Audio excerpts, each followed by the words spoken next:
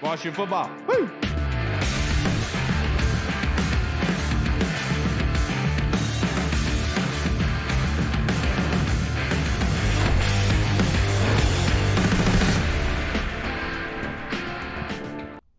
Hello, everybody, and welcome to the Burgundy Zone. I am your host, Kyle, and I am joined by my two co-hosts, Michael Hall and Michael Reed. Reed, it is a pleasure to have you back, sir. Hey, thank you. Thanks for having me. Hey, What if that was me now? I just came back completely different person. I was like changed. right. You're just like a whole different person. Like now you're like a Jehovah's Witness. Yeah, no, like what happened was I actually missed time because I had to get part of like my brain like operated on. I just came back like either speaking French or just like dumb. Like completely different. You're ridiculous. Hey, welcome back, everybody. We will have a guest joining us momentarily. But for the time being, let's go over our fan questions that were submitted and talking about the game on Friday and looking ahead to the Ravens. So let's start with our first one, of course, is going to be Meast. Brandon Reinbold, one of our VIP fans that's in the Discord chat server. He wants to know, starting with you, Reed, do you think Curtis Samuel not working out is more so to keep him a secret from what he can do with the offense from other teams, or is it something more like there actually is a serious injury here? I don't really think it's either. I think it's just they're being overly cautious with him because you've seen in the past those types of injuries can linger. And like Ron has said, he knows this offense. It's not going to take him long to get acclimated. I'm sure he's putting in some work with the quarterbacks behind the scenes where people can't really see. So I don't necessarily think he's being kept a secret. But I also don't think that the injury is that big of a deal anymore. I really just think it's kind of just them wanting to get him up to speed, not want to take any chances and have him further worsen what could be something that could linger all year. Yeah, and you're absolutely right about that. Because what's the one thing about groin injuries? And they say that they linger, and so you want to take your time bringing him back. They did the same thing with Matt Ioannidis. So do I think I do think it has something to do with them keeping him secret? You know, trying to not allow him to come up and show what the offense is truly capable of. I'm starting to wonder, man. I'm not sure if we're even going to see him on Saturday night against the Baltimore Ravens. And he didn't practice again today. He was working off to the side with trainers. I'm concerned. What about you, Hall? Do you think that this is more something to do with an injury more so than keeping him secret? I think it's a little bit of both. I think it's 50-50 on both. I think that, especially because after the game, not after the game, but after he went back to practice and everything last week, they go through like the whole game, and then all of a sudden he's back on the sidelines kind of doing individual stuff. So I don't know if that's because, like you said, they want to just kind of limit him and make sure everything is good. I don't know if it was because maybe he wasn't feeling 100% the next day or what. But, yeah, I also think that's partly because the offense is so vanilla right now. Like, what is Curtis Samuel getting onto the field really actually going to, like, really do, other than the one thing I would be kind of slightly worried about is his rapport with Ryan Fitzpatrick. Like, how does he come out of his breaks? Where does he like the ball at? Like, how does he read certain routes so Fitz can kind of know, like, what he likes to see and what he likes to do on certain routes? That's the one thing I would be slightly concerned about. But at the end of the day, those things work themselves out throughout the season. There are new teammates. God, they can't talk. They're new teammates anyway. So, those things like that are going to take time to work themselves out. You see what the rapport with Terry like is off breaks, and I just feel like Curtis Samuel might be the same way. Yeah. Once he gets back on the field. Yeah, I agree with that. And I do think the repertoire between him and Fitzpatrick is a necessity because, yes, Curtis Samuel does know this system, this offense. He's been in it before. He hasn't worked with Ryan Fitzpatrick before. But I remember one thing. I forget who it was. It was Cole Holcomb who was asked about Curtis Samuel, or it was Taylor Heineke, talked about Curtis Samuel, and he said that he's faster than Terry is what he said. And hearing that is huge because if the groin is really that bad, how would Taylor know that Curtis Samuel is that fast? I'm just trying to pick apart here. I'm trying to pick holes into this logic here. And they played each other last year. They did, but I think that was more of like they were talking about at training camp. Right. Like what he had seen. How would he know that? Right. Yeah. Exactly. Now, our next question from Brandon, I'm going to keep this with you, Hall. With the relationship with Humphries and Fitz, do you think that Humphries makes it through the season, all season long, until Diami takes over for the starting job? Do you think that he can hold off Diami Brown for the time being? I mean, they play two different positions. I know De'Ami Brown's working in and out of the slot, and he's still trying to get acclimated to the slot. But yeah, I just feel like De'Ami's more of going to be the outside guy opposite Terry, and it's going to be a combination of Curtis Samuels, Adam Humphries, De'Ami Brown. I mean, all of them are going to play in the slot. But as far as like the number one true slot receiver, I feel like that's going to be Humphries until maybe they throw Samuels in there, Curtis Samuel in there, because obviously last year he worked out of the slot and had like a career year. But yeah, I don't think that De'Ami Brown getting on the field has any big correlation with Adam Humphries.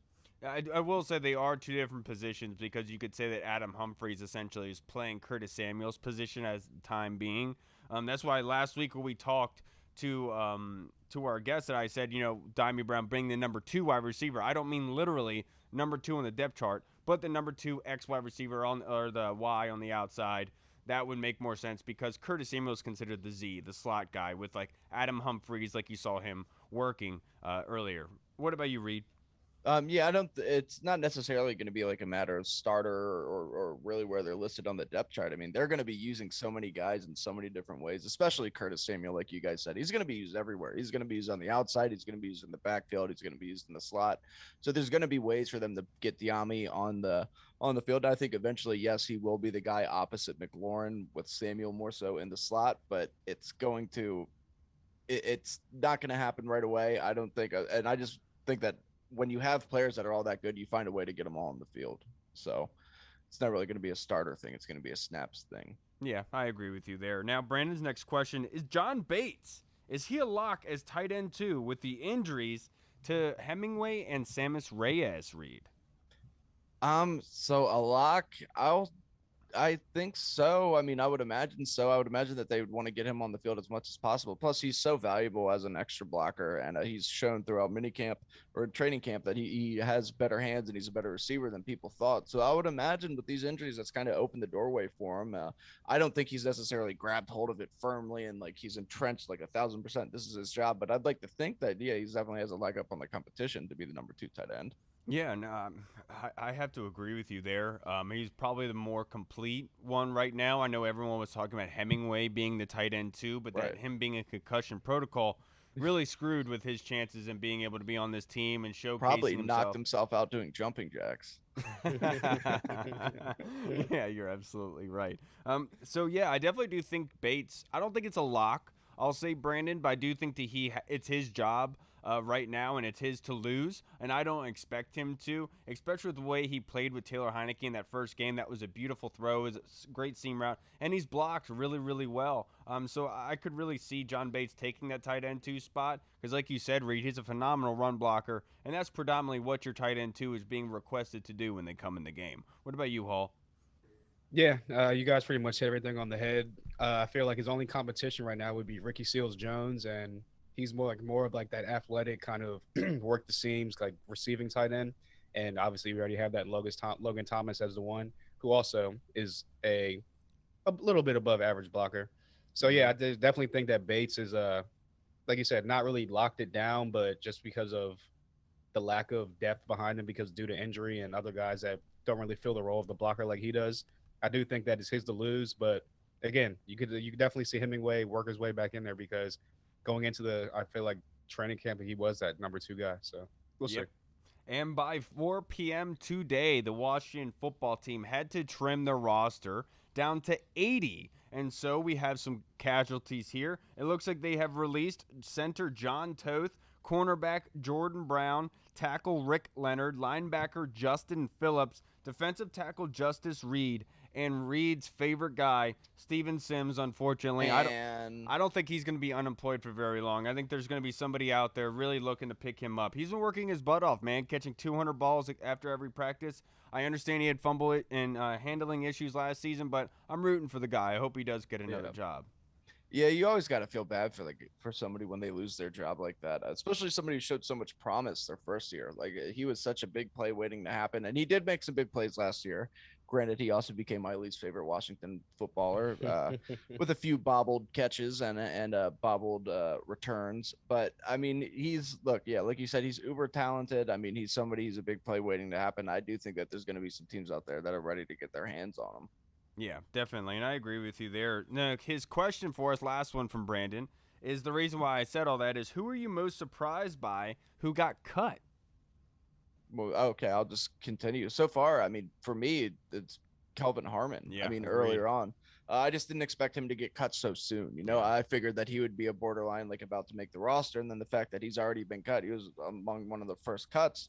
I think really said a lot about this wide receiver room because Kelvin Harmon, by all accounts, has looked good. He had a very good rookie year. I know last season didn't help, and this is the regime that drafted him, but he's still a very talented guy, and he showed that he can play in this league. And you need another possession receiver. So for him to not make it, I mean, I think that was kind of telling of how deep they feel about some of these other big possession wide receivers. Yeah, and I'm gonna cheat here, Brandon. I'm cheating. I'm Morgan Moses. No, that's true. That's a good. Yeah, Nobody that's a was very good expecting one. it. I Yeah. was completely floored by it. I agree wholeheartedly with what they did. Obviously, with the way Cosme's looking thus far. But for me, it's Morgan Moses. And what about you, Hall?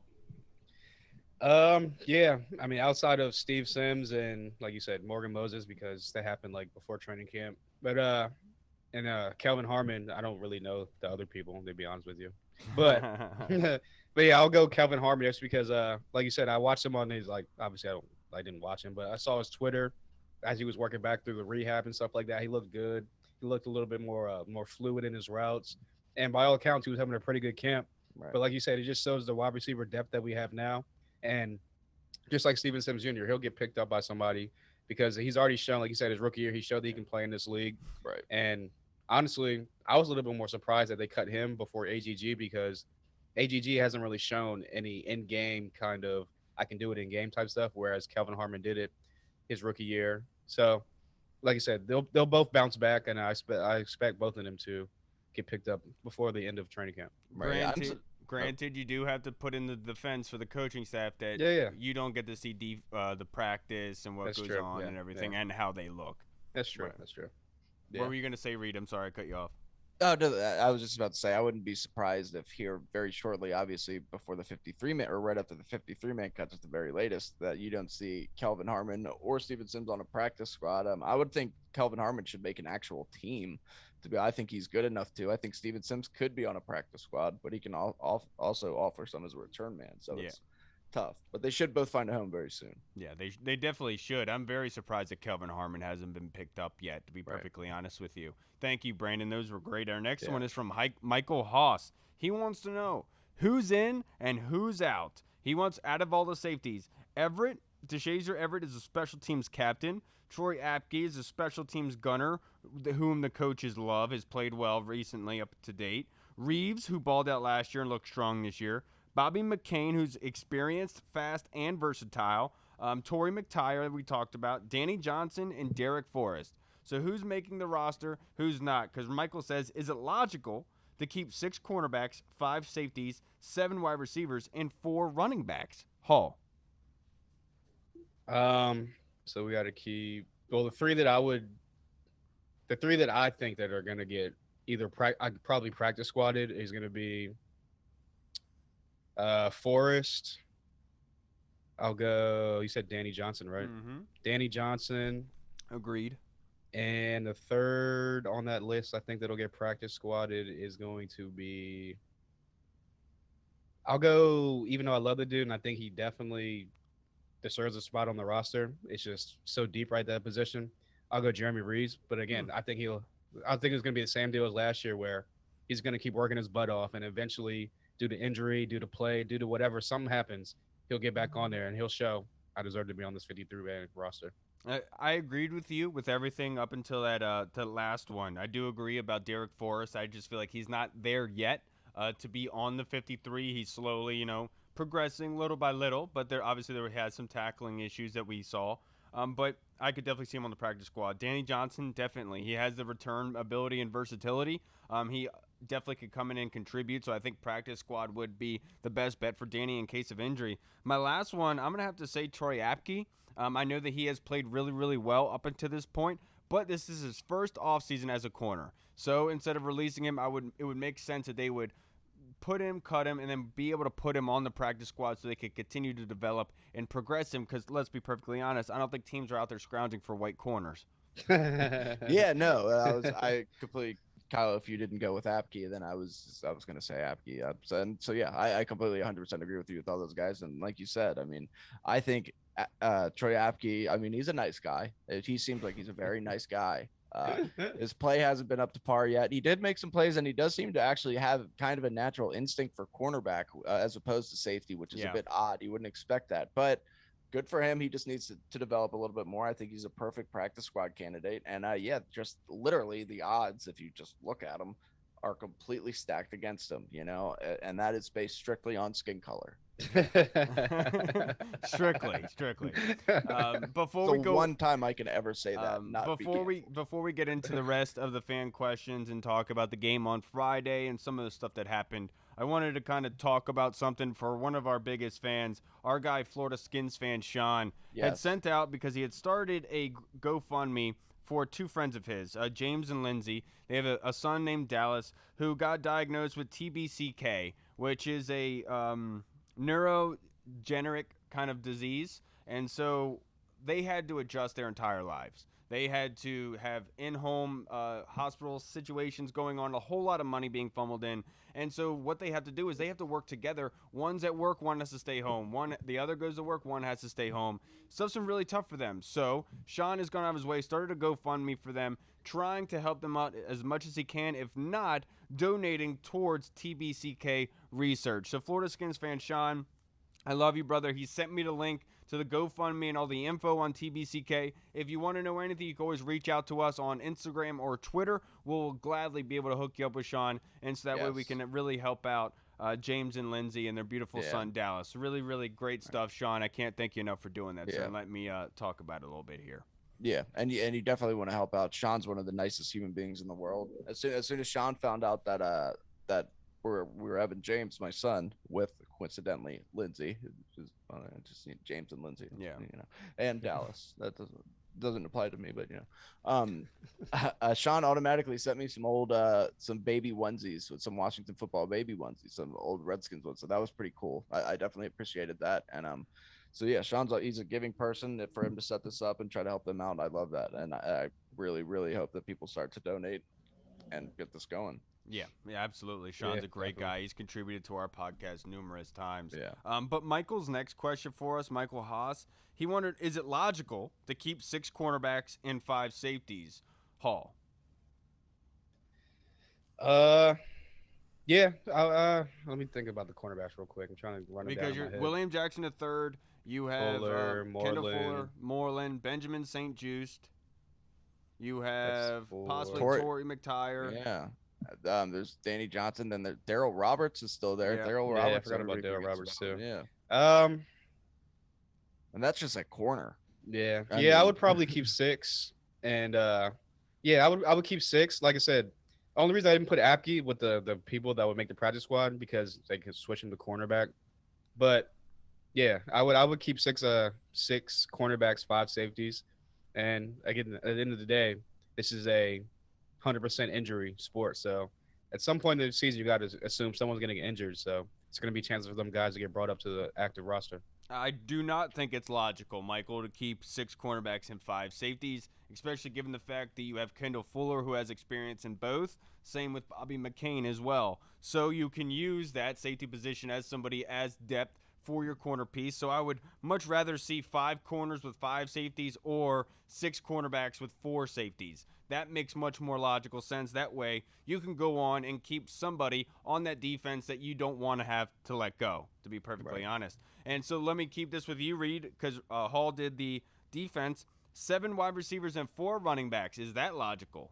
If you're using one of the wide receivers as a return man, like almost strictly, I think that's really the only way you can justify keeping 7 wide receivers at this point, with the 4 running backs especially.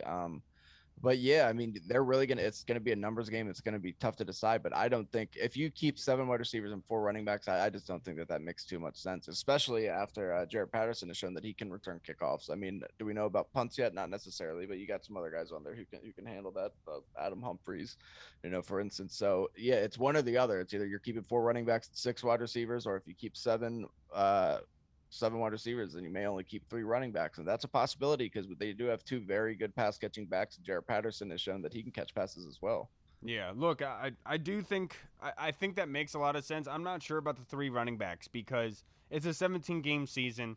You're gonna need healthy backs, and that's not one position that I am gonna be comfortable with not going with a lot of positional versatility there. If I'm gonna be able to say that correctly, but I do think that's logical to keep 7 wide receivers and 4 running backs because that's where you're going to need it. That's where you're kind of have the biggest question marks. And with Sadiq Charles, Wes Schweitzer being able to play multiple positions, you could kind of keep only 9 offensive linemen, then go with the running backs there. Now, thank you so much.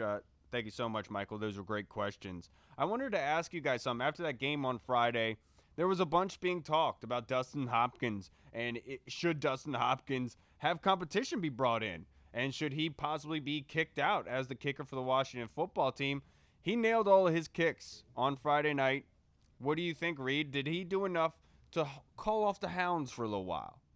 Yeah, I think anytime you have a new long snapper, it's going to take some adjustment for both you and the holder. And like I said, he'd been dealing with some stuff. Hopkins has been like that, where he's been a little off and then he'll be on. And all you want is, as long as he can get into the kind of the rhythm of things heading into the season, then I think you can feel kind of confident with him. As long as he's making field goals and he continues that trend this coming game, then yeah, I think that he can. People need to relax, a little break. A little break, a little bit, and give the guy and give the guy a break. And I think that yeah, he should have called off the hounds slightly with his performance. Yeah, because if you look at it, I mean, if you're looking at it just straight up, you're going to say, well, if a bad performance can warrant you enough to lose your job, you have to imagine when you have a good performance, you get a pat on the back for it. And you shouldn't. You did your job. But that's the reality of the situation. So I do think he called out the hounds for a little while, but Lord knows you could miss one extra point week 1, and everyone's going to be back to calling for your job again. So I'm glad that Ron Rivera stuck with his guy. This is one of the reasons why Ron Rivera is a player's coach. It's why players love playing for him, because he's loyal. He'll stick with you if you buy in and do and conduct yourself the right way. And I think that he did that with Dustin Hopkins. So that's going to build that respect factor with the players, because they definitely pay attention to how each other is treated. Most definitely. What about you, Hall? Yeah, I agree. I definitely think he slightly was able to call him off, but again, in NFL terms of like field goals, those are kind of chip shots. I don't think there was anything over like mid 40 ranges or something like that, and which has kind of been his Achilles heel over the past maybe 2 or 3 years, something like that. It's been those 45 plus yard field goals, and obviously I know everyone's like kind of freaking out, like, oh, the offense hasn't been scoring touchdowns and they're not sustaining drives and they're not getting into the red zone. Well, if this actually continues into the season, they're going to need Hopkins to kind of step up, Yeah. hit those 45 plus yard field goals. So I definitely think he did enough. Like you said, if you're going to have a bad performance and get the dogs called on you, you should be able to have a good performance and get the dogs called off of you. So I definitely think that going into this week is going to be big. I'd like to see him hit maybe a 40 plus yard field goal just to kind of woo-saw everybody. Like, okay, everything's going to be fine going into week 1. So, yeah, he did enough so far, but we'll see going into week 1, 2, 3, first quarter of the season. Yeah, and you talked about it, Hall, about everyone kind of being concerned over the offense's lack of production, especially with getting touchdowns, obviously in points, because Dustin Hopkins missed it the first week. But, Hall, are you concerned about the offense? You know, Fitz and Humphreys, they did not look like they were clicking very well on Friday night. Do you think that they took a step back? Is that concerning for you? No, I mean, it's one game, one drive, one play, or a couple plays here and there. I definitely think those guys being veterans, they played together before in Tampa Bay. I think they're going to go back, look at the film, and be like, hey, what did you see on this play? What did you see on that play? Why did you do this? Why did that? Stuff like that, blah, blah, blah.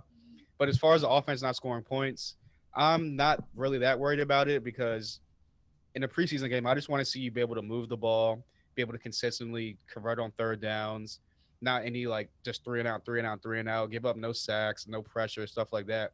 I'm not really big on the whole points thing, because the offense itself is really vanilla. There's no game planning against the defense.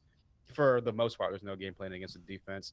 So as far as points go, it's no biggie. Just keep consistently moving the ball, keep consistently converting on third downs.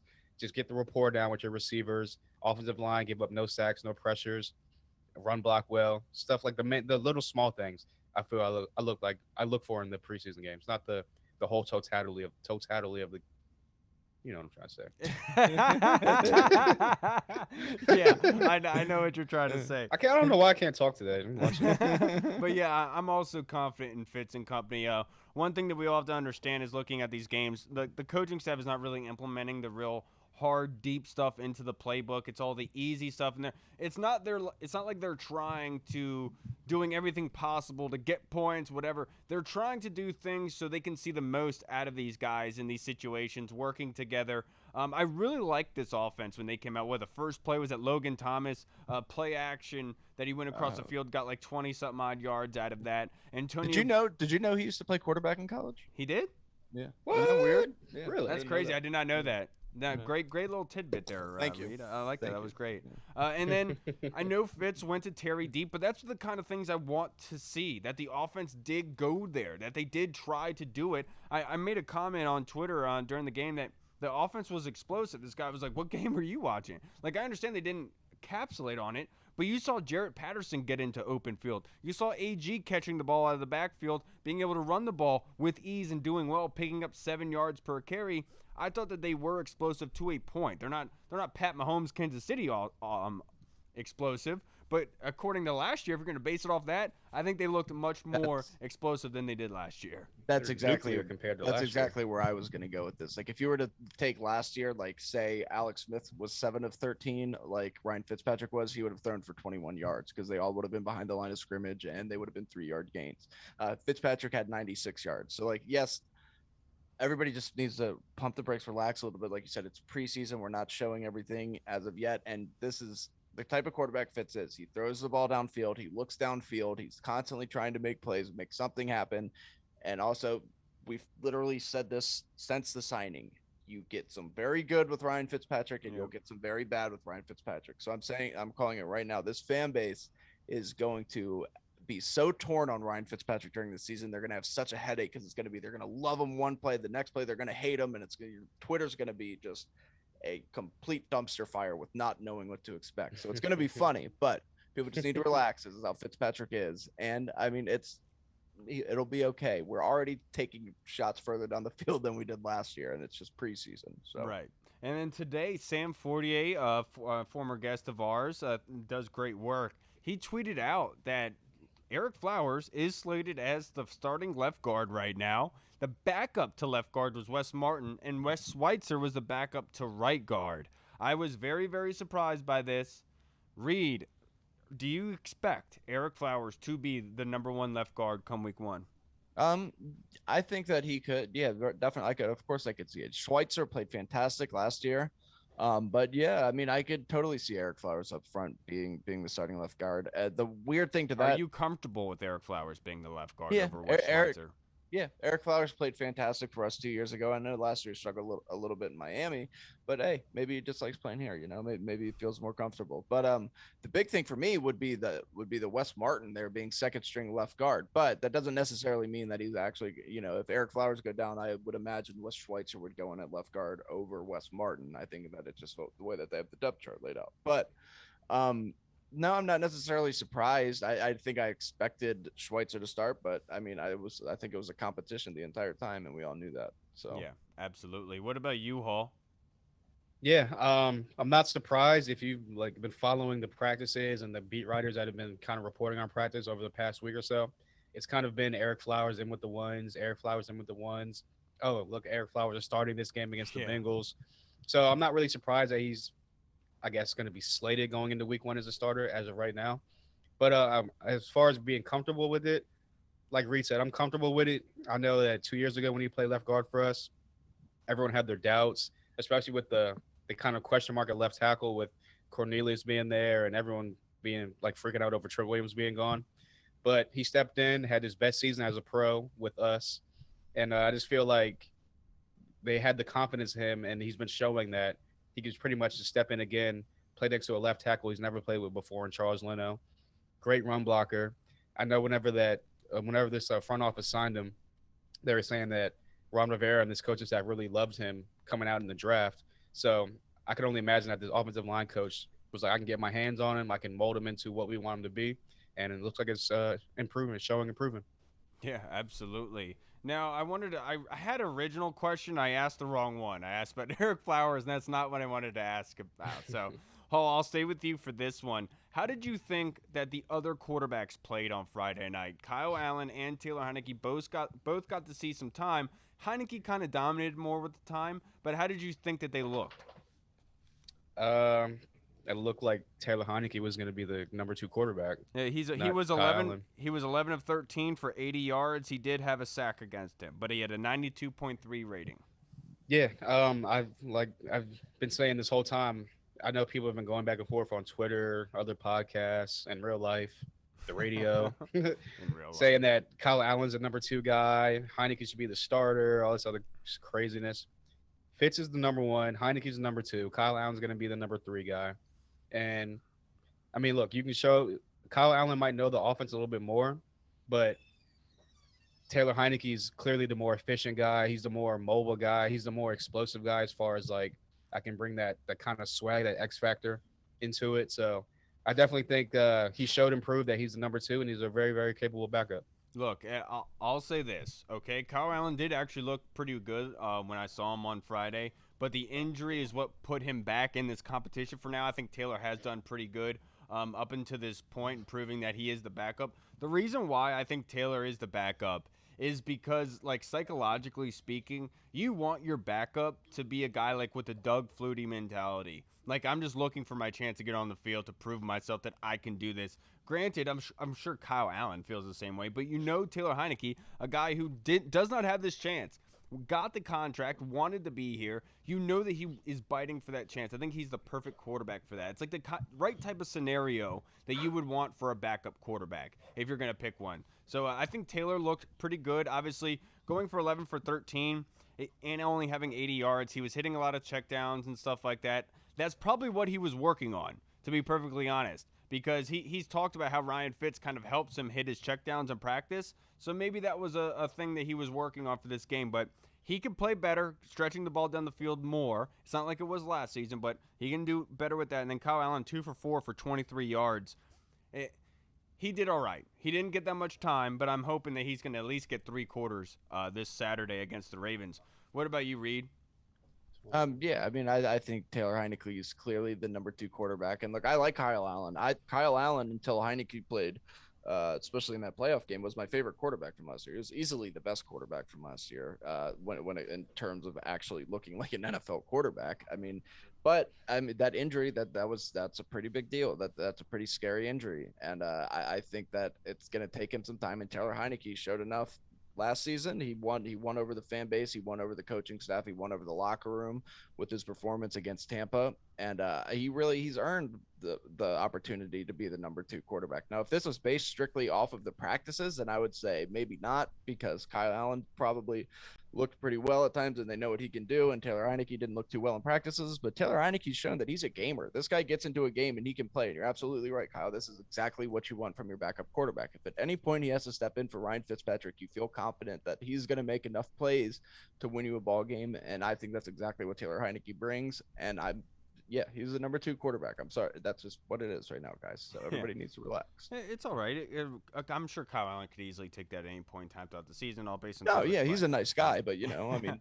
Now, our next question is from our big fan, Aki G. My guy DM'd us a question for tonight. He wants to know, if you were Dan Snyder today with the current roster and it's pre-Ron Rivera, what type of head coach would you choose to run this team? Would it be an offensive-minded coach or a defensive-minded coach? So just basing it off of my recent history, I would automatically say I haven't had any success with these offensive guys. That's all I've been hiring, really pretty much my entire tenure. Let's switch it up a little bit. Let's go with somebody who's a bit hard-nosed. I think Ron Rivera was the perfect hire, and I think that's the exact way we should have went with a defensive-minded coach, somebody who's got that hard-nosed mentality, that somebody that's going to stay on people. And is also going to be a favorite of the players because he does hold people accountable and he is true to his word, and he is a fighter, clearly, as we've seen from Cancer. And so, I would go with the defensive guy as well. I've always thought, or this past off season when Jay Gruden was hired, I was like, we got to go defensive minded coach. We have to, because we went offensive minded the last 5 and none of them have panned out. Nothing's worked. Absolutely. I agree with you. Now we're going to answer that question in the meantime in a little bit. But we are joined by our guest at the moment. He's hopping in mid-pod currently. But it is Ajay Atayee, the associate producer for ESPN. Recently has done work for Team 980 for Grant and Danny and NBC Sports Washington. What's going on, AJ? Thank you so much for joining us tonight. How you doing? Hey, I'm great. I appreciate you guys' patience. You guys are flexible and awesome and good dudes. I'm sorry to jump in the middle of your pod, but I'm excited. How are you guys doing? Doing great, AJ. And the first question I have for you, sir, is I want you to answer is, what player from Friday night, we got to see them go against the Bengals. They came into town. They didn't play Joe Burrow or anything. But was there any Washington football team player that jumped out to you from watching that game? I got my camera set up. What's up, guys? What's up, man? For me personally, I felt like, and I'm sure you've already talked about him a lot, right? I feel like it's Patterson. Yeah, I feel like it's the guy that more so than anybody else you felt like, I don't know. Sometimes in preseason, I question everything, right? You always question, how much can you trust? You see what a wide receiver does, and he's against backup DBs. Can you tell what, how good a, this or that position is? Because you don't know the competition they're going up against. But I feel like with a running back, breaking tackles, being shifty, knowing finding where a hole. Exactly. Being able to catch the ball out of the backfield, those are things that generally translate. And with him especially, I felt like this dude might have something, man. Yeah. Hopefully he's not Marcus Mason 2.0, but feels like he could be something, Yeah, no, I definitely agree. And you mentioned the wide receivers. They just recently cut Steven Sims Jr. and I think a week or two ago they cut Kelvin Harmon. How surprised were you with that? And what do you expect from the wide receivers going into this year, especially after having such a down year last year? I got you. Yeah, man. so you mentioned earlier, some of the places I worked at before. So I worked at NBC Sports Washington for a while. I covered the team for probably 5 years as the Redskins producer and Washington football team producer. We saw Steven Sims kind of come up. We saw him come out of nowhere at camp. Everyone knew Cam Sims. No one knew who Steven Sims was. Right. And all of a sudden, this guy was just making plays. So part of me was sad to see him go, because you see people like that, and they're upstarts or undrafted people who kind of make his mark. He made enough plays to get noticed, made the team, had a good rookie year. So you hope with him that he's able to catch on somewhere else, get an opportunity, and he's got the athletic ability to play. But I wasn't that surprised, to be honest with you, based on the last 2 years. He just was not reliable enough, in the return game. He wasn't, the hands weren't there. Obviously, also in the preseason, it's easy for us to sort of say and point that finger at him, from the couch. But I feel just didn't make enough plays, and kind of a thing that's a good problem to have. They have some players, they have ballers at the position. So it's almost they've upgraded enough to where they don't really have to keep a lot of projects on. They have contributors who are going to be able to help. Right. Yeah. Yeah, that is a very good way to put it. And like you said, I was kind of torn at first with the Steven Sims thing, because when you see him the first year, he has so much potential and he could be electric.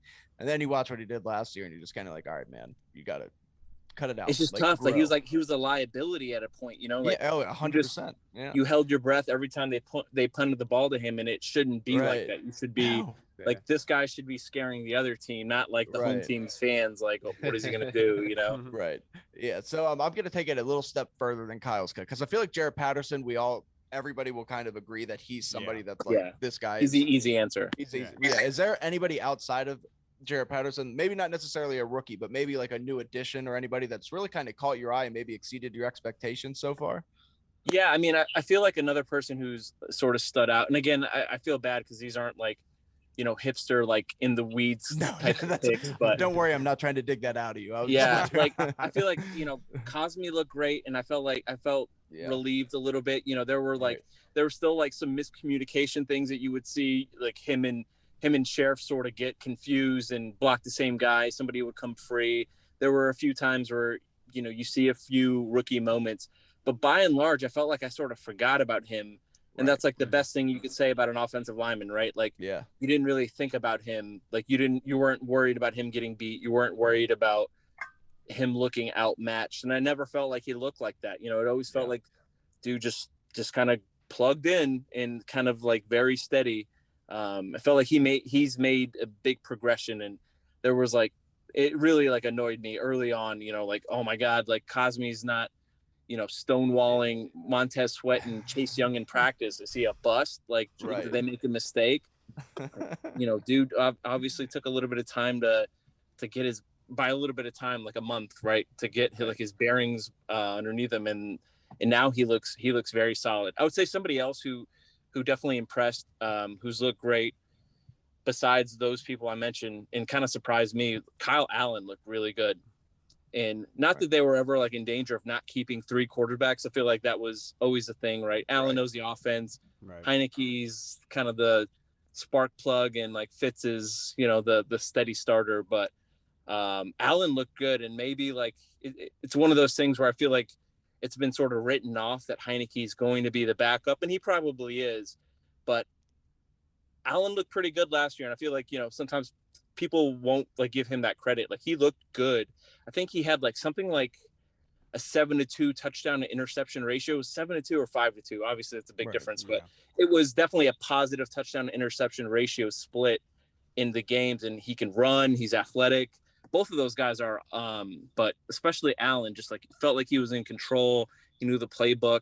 He's somebody that I think like shouldn't be written off. And it's like a good problem to have, that your third string quarterback is a competent fill-in starter who you probably don't want starting 16 games, but having him there to plug in instead of bringing in people off the street or practice squad guys, Nate like that's a luxury. Sudfeld or Steven Montez, yeah, 100% you know, agree with both of those.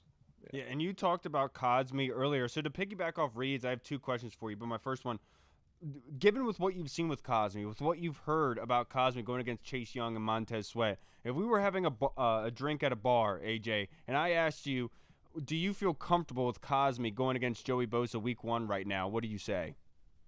I mean, I don't feel comfortable with almost anyone going against Joey Bosa, right? So it's kind of like bring some help. But that doesn't mean that, you know, I'm worried about Cosme. Like, I feel like there's like 2 or 3 people that you could probably name, like Myles Garrett, Joey Bosa, Chase Young, right? Like, I mean, he's probably in that conversation, like Khalil Mack, Von Miller, but I don't know about that anymore. But I'd say they probably still want to give the rookie some help. Like, hopefully they have a tight end lined up. They have the back helping out. You know, I feel like they will kind of protect for that. It's interesting because I know that Chargers lost Melvin Ingram too, right? So I don't know if they're necessarily as stout on the other side of their defensive line. That's great. It'll be interesting to see. Obviously, with the Chargers, you know, it's more like, can you stop that offense? Can you slow them down and stay in front of Keenan Allen and Austin Eckler, who people are trying to convince me should be a first-round pick in fantasy, and I'm kind of nervous about that. I don't know, but hey, so my actual question for you, as a fan, not like what you would do, but you personally as a fan, if you don't see Curtis Samuel this Saturday against the Ravens, how concerned are you about him? Not at all. He could literally, like, I am of the belief that, like, bubble wrap, let all the starters play a half in preseason, bubble wrap them, and get them to week 1. Because even in the season itself, like, there's going to be growing pains. There's going to be opportunities to sort of, you know, 16 games isn't a long season relative to most sports, but it's a long time to sort of progress and come together as a team. And you'll see, like, you know, the first 4 weeks, like, you know, I'm sure with this team, you'll see some growing pains because of the offense, and like working Curtis Samuel in will probably be a part of that, you know, sort of everyone getting comfortable, people figuring out their roles. But I would just like challenge, you know, everyone to sort of be patient and let that sort of develop. But not seeing him in preseason is not a concern at all. Again, like he could have been Marco Mitchell and lit up the preseason and had, you know, 1,200 yards in 3 games, and it wouldn't matter a thing coming week 1. You know, if he's healthy, if he's available for the regular season, that's all you want. That's all you could ask for. Yeah, availability is the best ability. Yeah. Looking forward into like the season some more.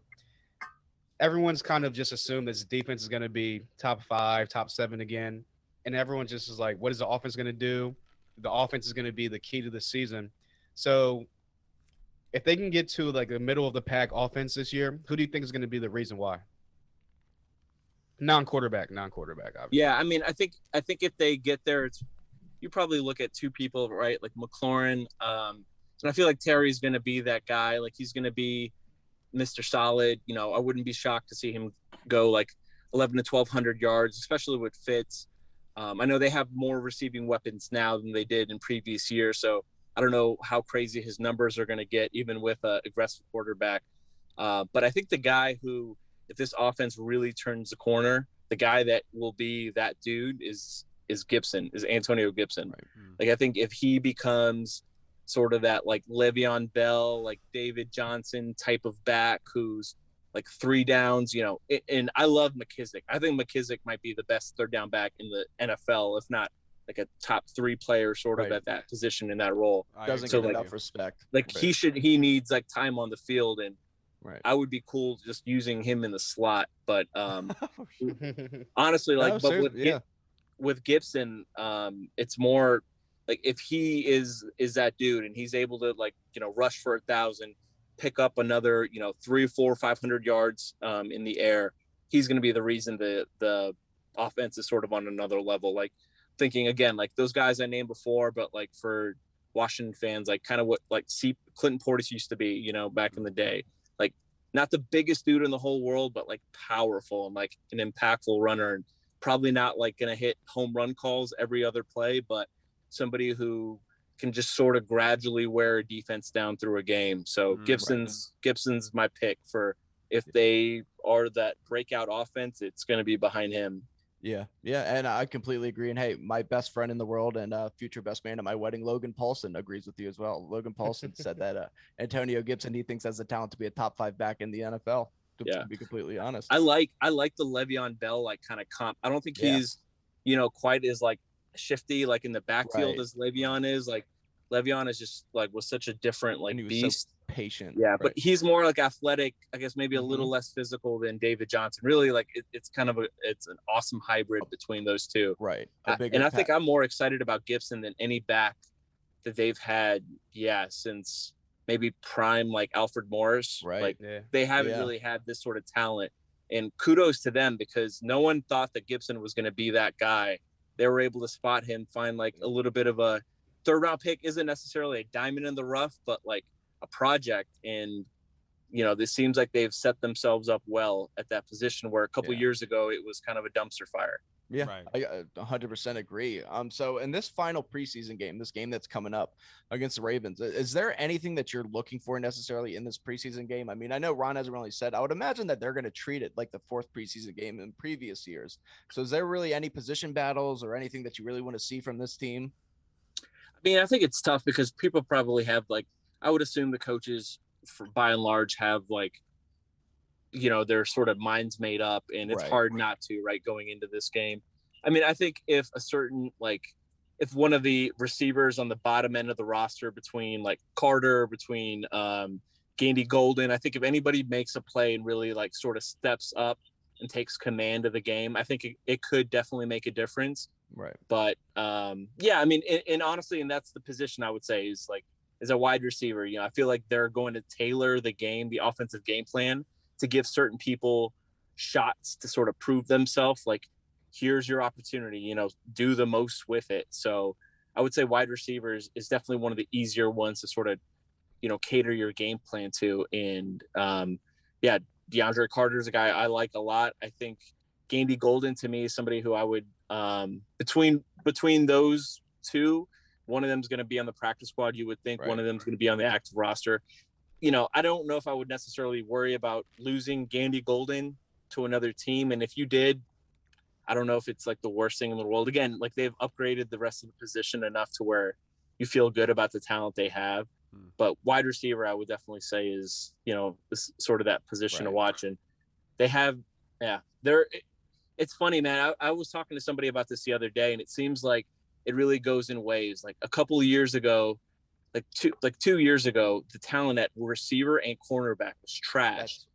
After they had the combo was great for, so, you know, they had a few years with Pierre, with Deshaun, with that whole crew and then on the other side, they had Bashad, they had Kendall Fuller, they had Josh, they had it was not a lack of talent at the position, right? It was definitely a strength. And they both sort of, went to hell at the same time. And then all of a sudden, like, that's, again, a strength on both sides. Yeah. And so in cornerback is the other one for sure. It seems like there's way more open of a field where, like, with receiver, you think it's sort of at the bottom of the roster. Cornerback is pretty wide open. So I would say that's definitely the other position I would look out for. Keep this in mind too. Last season, we were starting Dontrell Inman across from Terry McLaurin. There's no way he would make the roster. I knew Dontrell Inman was an intern with us at NBC Sports Washington. He's from UVA and really good dude and really nice. Won me a fantasy championship 4 years ago when he was with the Chargers. But yeah, if he's a starter on your team right now, you're probably not in great shape. Yeah. Sorry, Dontrell. You're a nice guy, but nice guy. We like you, Dontrell. We're big fans. Now to wrap this up, AJ, I have 2 different questions for you. The second question I'll ask after you answer the first. My first one being, people around the NFL nationally like to look at this NFC East and they'll say the Cowboys are the favorites, the Giants are the favorites. So I wanted to ask you, I know that you're a fan of the team, but what is your legit, I guess, subjective prediction for the NFC East? How do you think it's going to shape out? I mean, I think if Dak is healthy, the Cowboys are probably the best team just because they may have the best receiving core in all of football. They have a top 3 or 4 running back, and Dak healthy, he's like, I've come around on him. I was a Dak skeptic, and then 2 years ago, he had that season. So Dak is the real deal. I would have given up the farm to get Dak. I think they're the best team if all things being equal. I think they're the best team if Dak is healthy and his shoulder is okay.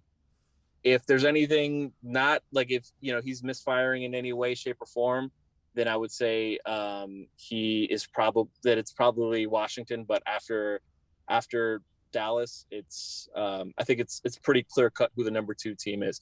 I kind of am skeptical of the Giants. I feel like their offensive line is super shaky. I don't think their defense is going to be much of any good.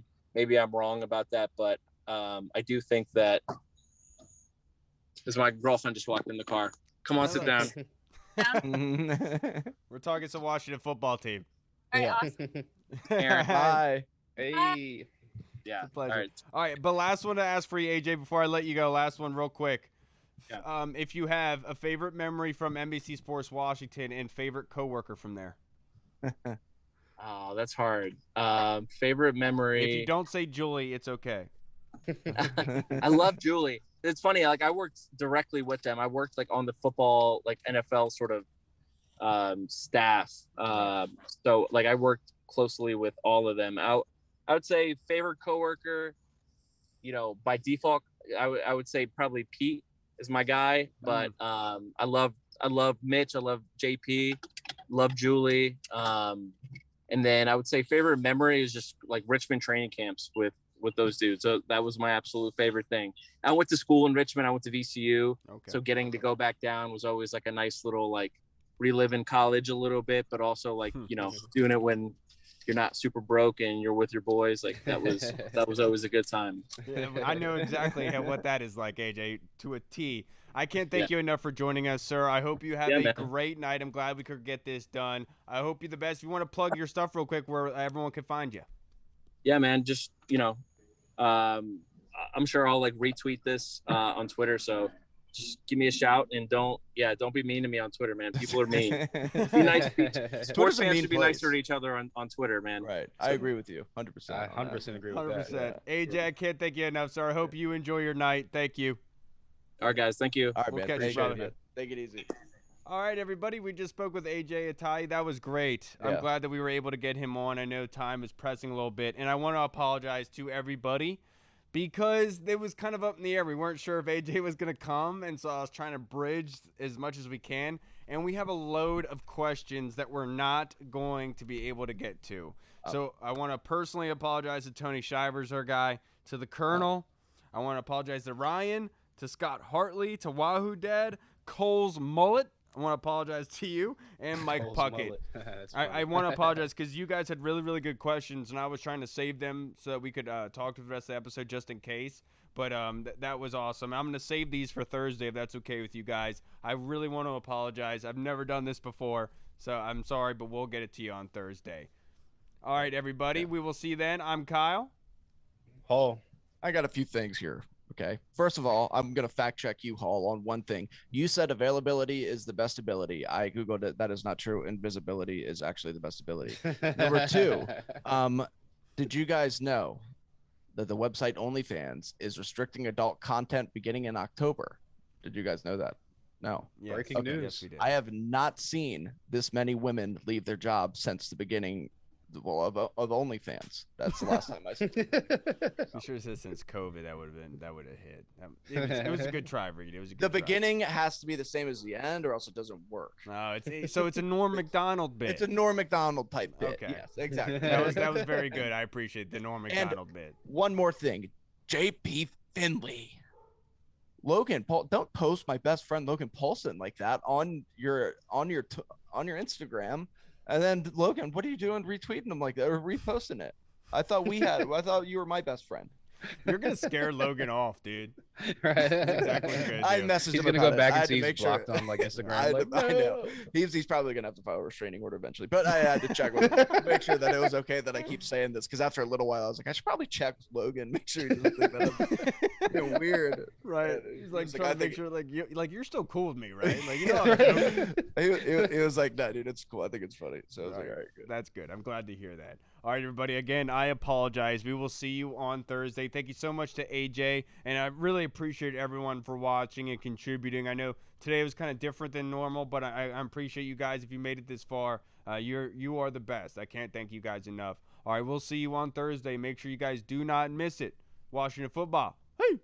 Hey, what's up, everybody? It's Kyle. I just wanted to say thank you so much for watching, and if you liked what you saw, make sure you hit the subscribe button and the notification bell. That way you get notified when anything new is uploaded to the channel. Also, we just launched theburgundyzone.com. You can go there and find all of our latest news, articles, and the latest episodes that are uploaded.